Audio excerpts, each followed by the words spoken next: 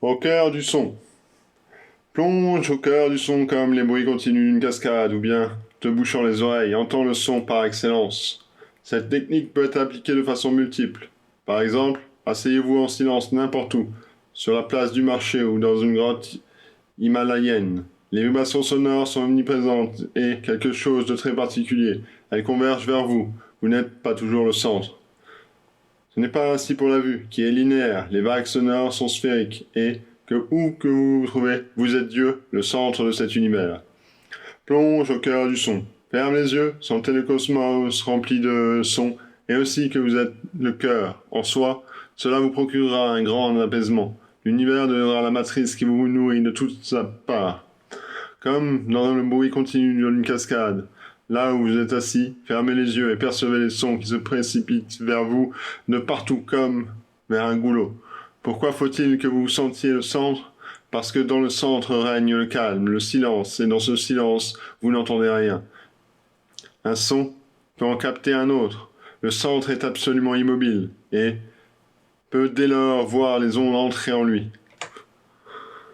Grâce à votre silence intérieur, vous êtes conscient des vibrations qui s'approchent et vous pénètrent.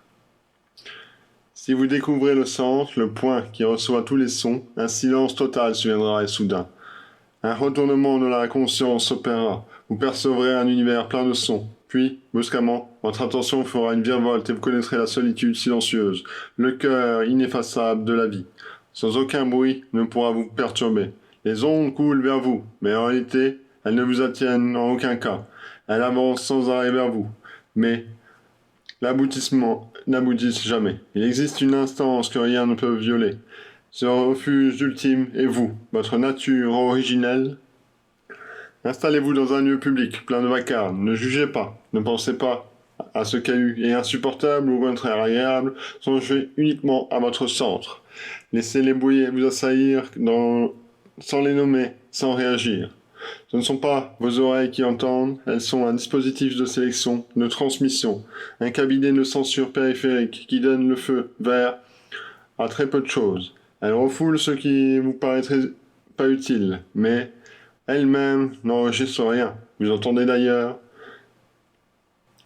dans un centre éloigné qui est le votre nature réelle, votre conscience, votre soi.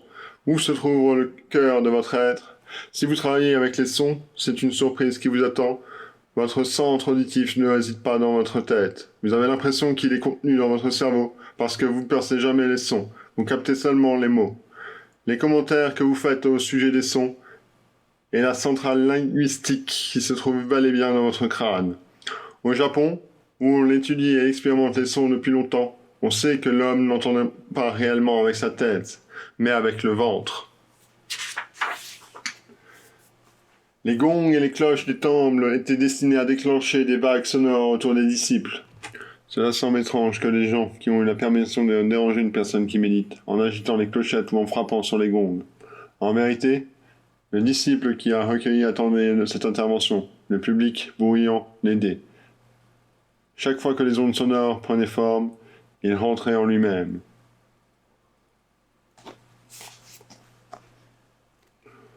Contemplez le centre vers lequel il se propageait. Le centre était toujours la région ombilicale, jamais la tête. La vibration qui se loge dans votre tête n'est pas un son pur. C'est une interprétation. Vous avez transformé le son en mots, en pensée. Vous pouvez appliquer cette technique en suscitant un son au lieu de l'attendre de l'extérieur. Plonge au cœur du son, comme dans le bruit continu d'une cascade, ou bien, en te bouchant les oreilles, entends le son par excellence. Bouchez-vous les oreilles à l'aide de vos doigts ou d'un objet adéquat. Un certain son apparaîtra. Qu'est-ce que c'est? Pourquoi les oreilles doivent être bouchées? À l'instar des clichés photographiques perceptibles pour l'œil, il existe, dans le domaine de l'acoustique, des négatifs audibles, des obsturant vos oreilles. Vous pouvez capter les négatifs du monde sonore. Tous les sons ont disparu, quelque chose manque, un vide s'installe, dans lequel une tonalité nouvelle se dessine. Cette tonalité est l'absence de son, ou bien, en te bouchant les oreilles, entends le son pur par excellence.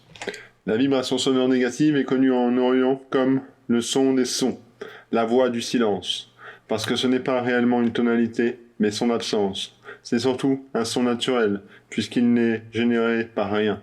En te bouchant les oreilles, entends le son par excellence. Cette absence de vibration sonore procure une expérience subtile. Qu'est-ce qu'elle vous apportera dans le silence? Vous rentrerez en vous-même. Inversement, les sons vous sortent de vous-même, vous détournent de votre propre réalité, vous entraînant vers le monde extérieur. Si le son est le véhicule qui vous transporte vers le monde périphérique, alors l'absence de son est celui qui vous amènera chez vous. Par le son, vous communiquez. Dans le silence, vous tomberez dans votre propre abîme, dans le soi. C'est pourquoi, dans un si grand nombre de techniques, utilisent l'effacement des vibrations sonores. Soyez sourds et muets, ne fût-ce que pendant quelques minutes. Vous ne trouverez plus rien vers quoi diriger votre attention. Soudain, vous retrouverez en vous-même, immobile. Le silence est une discipline très ancienne. Il rompt les ponts qui vous relient au monde extérieur. Ou bien, en te bouchant les oreilles, entends le son par excellence. Cette méthode accouple deux opposés. S'immerger dans le bruit continu d'une cascade et se boucher les oreilles. Dans le premier cas, prenez conscience des sons qui convergent vers votre centre. Dans le deuxième, excluez les sons extérieurs et résidez dans le miroir immobile de votre conscience. Ces deux exercices sont réunis dans une seule technique, afin que vous puissiez les appliquer à tour de rôle. Ou bien, ne signifiez pas qu'il faille choisir. Faites les deux alternativement, l'une pendant quelques mois, l'autre pendant quelques mois. Si vous parvenez à passer sans difficulté d'un extrême à l'autre, vous aurez trouvé la formule de la santé et de la jeunesse. Se cantonner, se scléroser est le moyen le plus sûr de vieillir.